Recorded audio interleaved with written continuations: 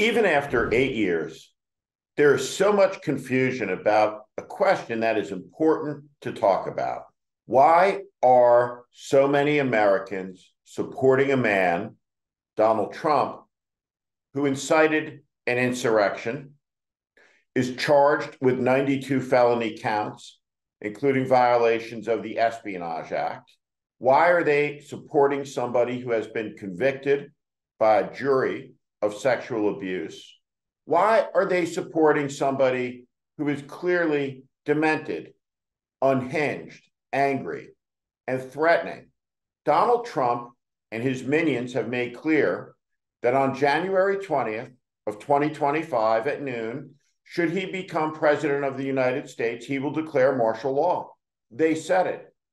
It's in the Washington Post and reported as fact directly. They've said they'll deploy the American military against demonstrators in the street. Will the American military follow this illegal order? This is the most important question that any journalist in America can be asking any senior military officer. Ask the senior enlisted ranks, what will happen if the President of the United States orders the American military to act against the American people? What will the American military do? Will they follow this unconstitutional and illegal order, or will they obey it?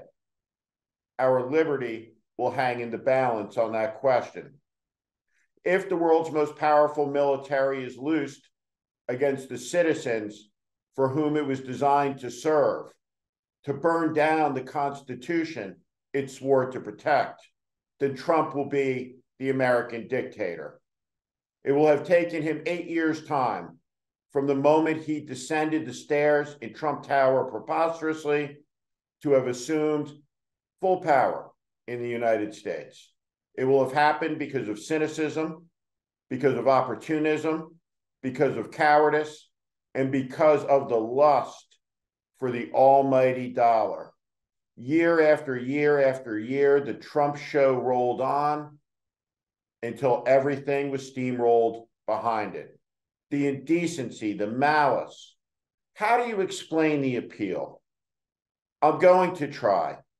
I want to try to clear up the confusion about what it is that people see when they look at Donald Trump and make an assessment that he should be in charge.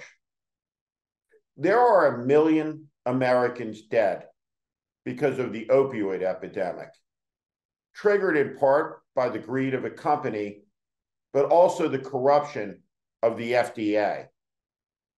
There are millions more struggling with the effects of that addiction in their families.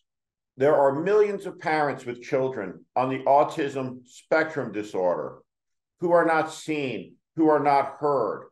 There are millions more who are caring for an elderly parent also.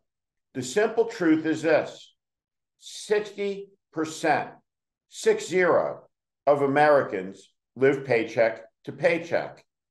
40% of them don't have $400 available for an emergency.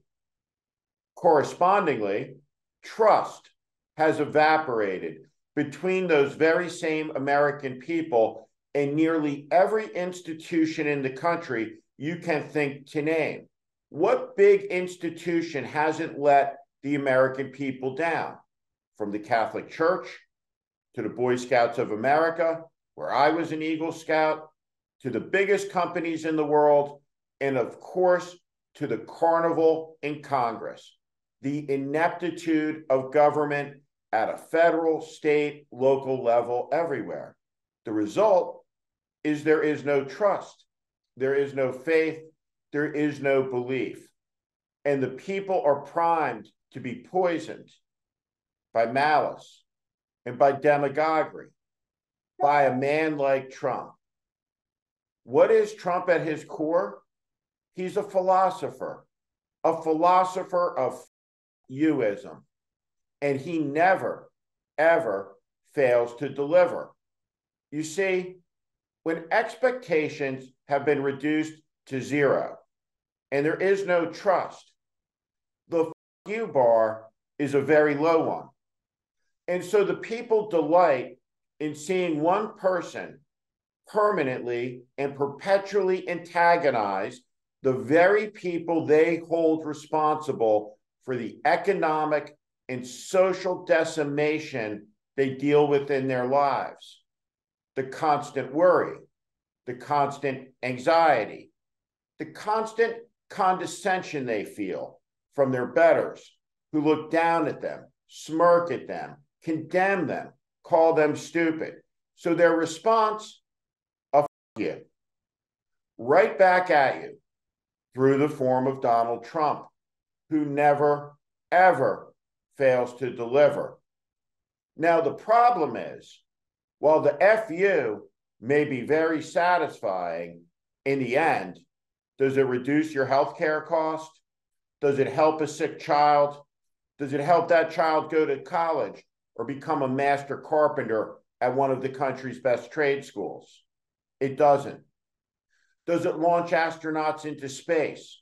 Does it cure diseases? Does it innovate? Does it create jobs? It does none of those things. In the end, it's destructive. In the end, it's empty and meaningless. It's nothingness but a distillation of anger, which is a secondary emotion rooted in sadness. So many of the American people are sad, lonely, disconnected, and they want to scream. And there's somebody out there, a wolf, who sees it. He says, I'll scream for you.